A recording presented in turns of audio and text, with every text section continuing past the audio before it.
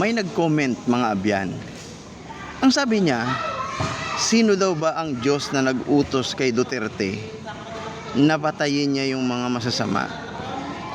Sagutin natin ito mga abyan kasi masugid natin itong taga-subaybay Alam mo abyan, kayong mga Duterte haters, yung isip nyo nakakahon lang.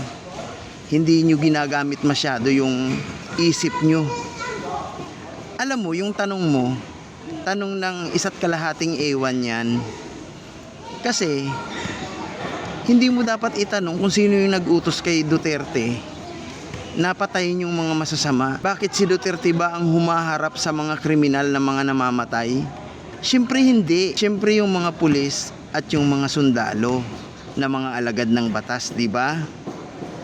So, ang nag-utos sa kanila na patayin yung mga kriminal na yan ay yung batas mismo natin sa Pilipinas na nagsasabi na kung ikaw ay alagad ng batas at darating ka sa sitwasyon na malalagay sa peligro ang iyong buhay, usapan na ito in between your life kung ikaw ay alagad ng batas at the life of the criminal na kaharap mo sa sitwasyon na ginagampanan mo ang iyong tungkulin bilang alagad ng batas.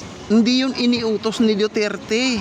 Malinaw ang mga pahayag ng dating Pangulong Rodrigo Duterte sa media nung siya ay nakaupo pa na kung darating ang pagkakataon na malalagay sa peligro ang buhay ng mga alagad ng batas sa pagganap nila ng kanilang tungkulin, mas gugustuhin niya na mas mamatay yung kriminal kisa yung pulis.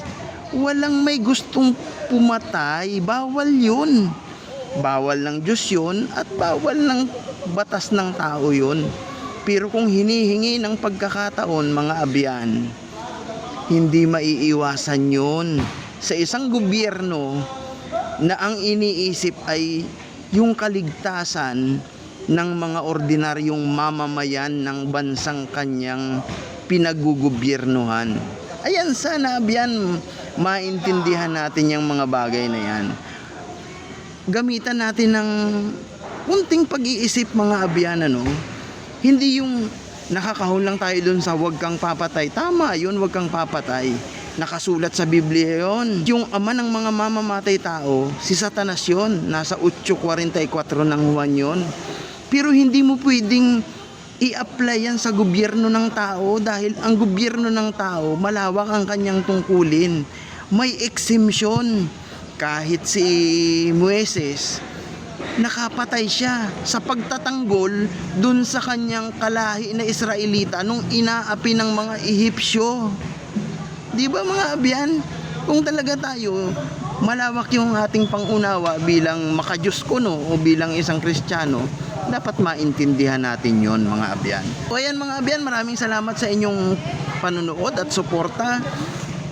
At ito po ang inyong abyan, RCG Political Vlog, na nagsasabi na mahalin natin yung Pilipinas, mahalin natin ang demokrasya, at mahalin natin ang susunod na henerasyon.